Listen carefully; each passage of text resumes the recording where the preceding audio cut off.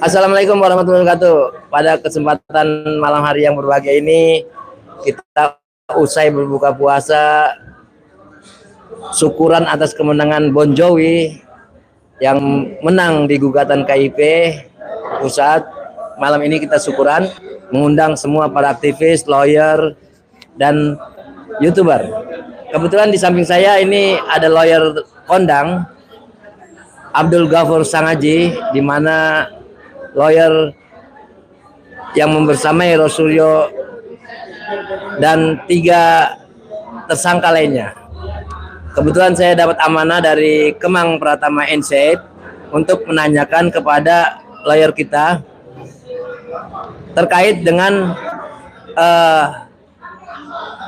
hengkangnya Rismon dari perjuangan ini, kemudian apa dampak daripada tim yang masih tersisa, yang masih punya integritas, yang masih berjuang. Apakah menurut Bang Sangaji itu tindakan Rismon melemahkan atau sebaliknya makin menguatkan kita untuk melawan Pak Jokowi? Ya, terima kasih Bang Hari. Ini kesempatan yang baik ya Bang. Saya mengucapkan selamat berbuka puasa untuk semuanya, dan alhamdulillah hari ini kita merayakan kemenangannya Bong Jovi ya. Yaitu satu gerakan masyarakat sipil yang tujuannya adalah menegakkan yang benar terkait dengan kekisruhan ijazah mantan Presiden Joko Widodo. Dan Bong Jovi menang di KIP, sehingga ke depan ijazah Pak Jokowi tidak lagi menjadi dokumen private, tapi sudah menjadi dokumen publik. Terkait dengan Bang Rismon, memang saya kira RJ yang dilakukan Bang Rismon ini menggemparkan Indonesia ya. Ini di tengah-tengah kecamuk perang Israel, Amerika melawan Iran. Ini RJ-nya Rismon ini seperti Indonesia dihantam rudal balistik ya, karena dahulu orang begitu ngefans sama Bang Rismon, orang percaya sama Bang Rismon. Satu Indonesia ini terbuka matanya terkait dengan polemik ijazah Pak Joko Widodo yang sebenarnya sudah dimulai dari Gus Nur dan Bambang Tri. Indonesia hari ini justru mendapatkan satu perubahan yang luar biasa dari diri Bang Rismon.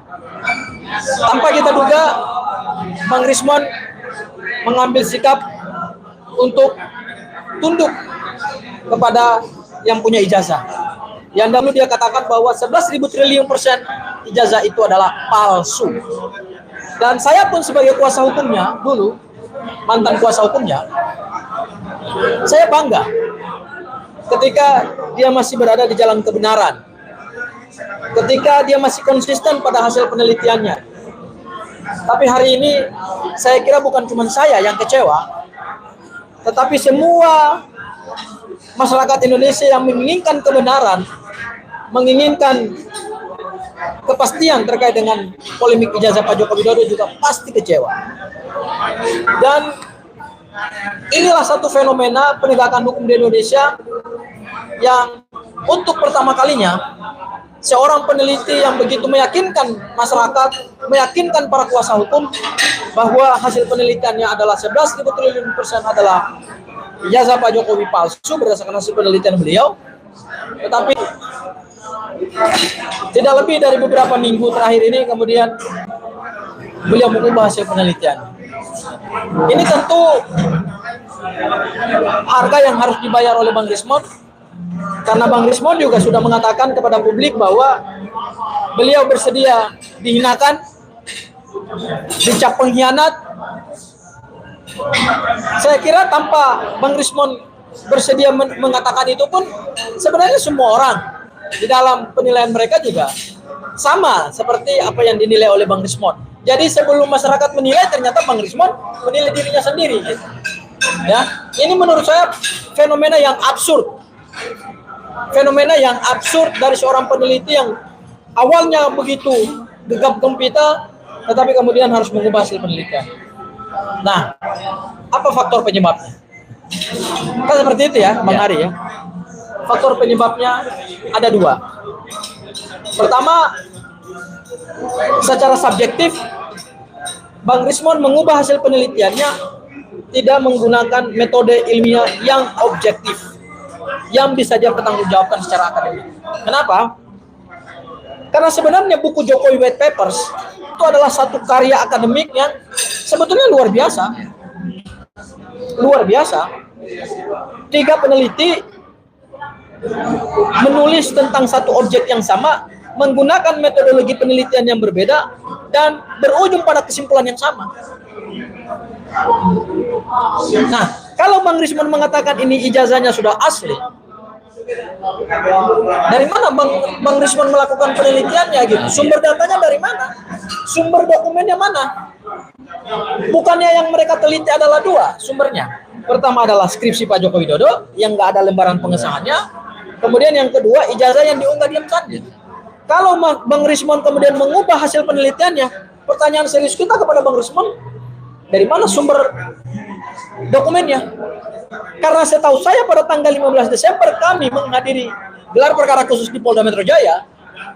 Pada saat itu ijazah dibuka. Bang Rismon juga pada sesi kedua, saya juga ikut bersama Bang Rismon, Mas Roy, dan Dr. Tifa. Saya salah satu kuasa hukum yang hadir di 2 sesi gelar perkara khusus. Pada sesi pertama dan sesi kedua, itu ijazah tidak boleh dipoto, tidak boleh dipegang, tidak boleh diraba, tidak boleh dielus-elus, tidak boleh disentuh, hanya boleh dilihat. Pertanyaannya, apakah hanya dengan melihat saja Bang Rismon kemudian mengubah hasil penelitiannya?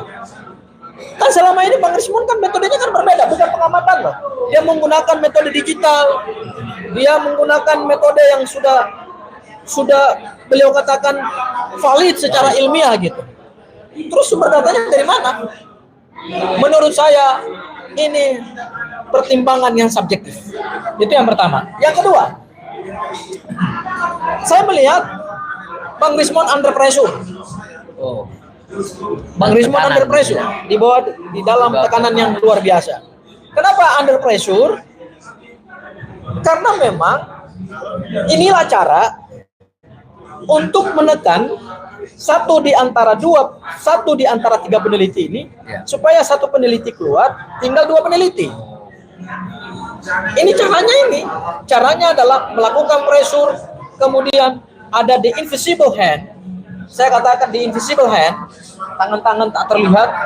Kalau kita baca bukunya seorang ekonom terkenal dunia namanya Adam Smith, dalam buku The Wealth of Nation, dia mengibaratkan bahwa dia memberikan gambaran bahwa di dalam suatu mekanisme pasar itu supply and demand, inflasi, kemudian harga itu bisa ditentukan oleh the invisible hand.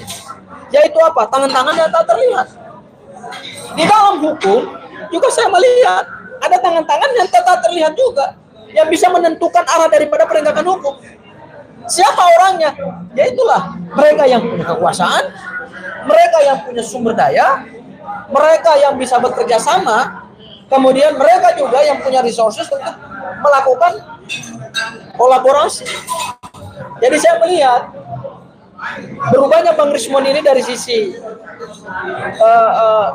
ketidaknetralan hukum. Ini saya sebut ketidaknetralan hukum ya, karena memang hukum itu tidak selalu netral.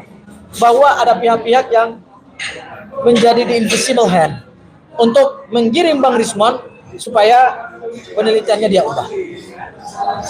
Oke, Bang Gapur, sekarang terkait kepada pidana ya. Kita menganalisa pidana dari kacamata keilmuan Bang Gapur.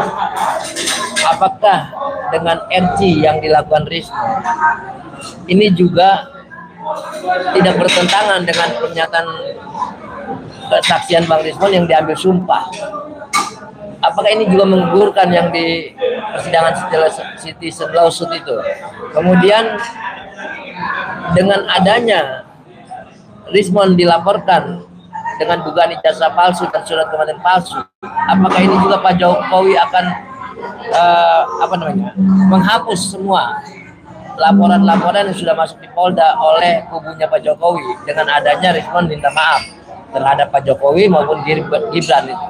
Bagaimana pandangan Bang Gapur? Ya, jadi saya ibaratkan Bang Rismon berusaha untuk keluar dari mulut singa, sekarang masuk lagi di mulut harimau. Atau kalau saya pinjam istilah Bang Hari tadi, keluar dari kandang macan, masuk kandang buaya. Artinya apa? Bang Rismon ketika mengambil sikap subjektif untuk mengubah hasil penelitian objektifnya dia, karena ingin menyelamatkan diri daripada penegakan hukum pidana, yaitu laporan Pak Joko Widodo, tetapi pada saat yang bersamaan Bang Rismon tidak bebas secara hukum pidana di perkara lain. Setidak-tidaknya saya melihat ada dua perkara buat Bang Rismon yang akan bikin Bang Rismon tidurnya juga nggak nyenyak, yaitu apa? Dugaan tindak pidana pemalsuan ijazah yang saat ini tim pelapor sudah kembali dari Universitas Yamaguchi Jepang, ya. Tapi itu hasil penelitian, itu hasil investigasi mereka ya, dan proses hukum sedang berjalan, ya. Saya sih berharap mudah-mudahan itu tuduhan, berharap ya, mudah-mudahan itu tuduhan. Hal yang kedua adalah Bang Rismon juga tidak bisa terlepas dari adanya dugaan memberikan keterangan palsu di bawah sumpah yang diancam dengan pasal 373 KUHP yang baru. Ancaman pidananya 7 tahun. Dan keterangan itu diberikan sebelum Bang Rismon mengubah hasil penelitiannya. Artinya Bang Rismon harus mempertanggungjawabkan Jokowi White Papers dan kemudian mengubah hasil penelitiannya, harus dia bertanggungjawabkan juga kalau ada pihak-pihak yang akan melaporkan Bang Rismon dengan pasal 373 KUHP yang baru. Kalau itu dilakukan, berarti apa yang diinginkan oleh Bang Rismon, yaitu mengubah hasil penelitian objektifnya secara subjektif keluar dari proses hukum, berarti itu tidak serta-merta akan membebaskan Bang Rismon dari jeratan-jeratan hukum pidana baru. Oke, berarti saya mau minjem tadi teori tadi yang tadi ada tangan-tangan Tak terlihat. Itu berarti ada kemungkinan bahwa seluruh kasus pidana Bang Rismon ini akan terhapus dong kalau gitu.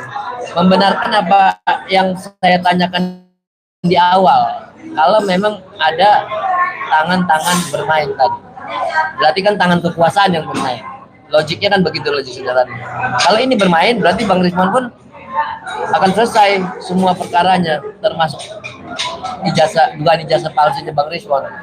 Yang saya sebut the invisible hand adalah tangan-tangan tak terlihat untuk menggiring Bang Rismon segera datang ke Solo bertemu Pak Joko Widodo dan Mas Gibran dan kemudian mengajukan RJ. Berarti Tapi kalau untuk perkara lain, saya nggak tahu. Berarti belum bisa kita pastikan kan, karena tanda-tanda itu kita belum lihat. Oke Bang Gafur, terima kasih atas ilmunya, atas pencerahannya. Semoga aja bermanfaat dan kita tetap di jalan yang benar dengan mengutamakan integritas. Terima kasih. Assalamualaikum warahmatullahi wabarakatuh.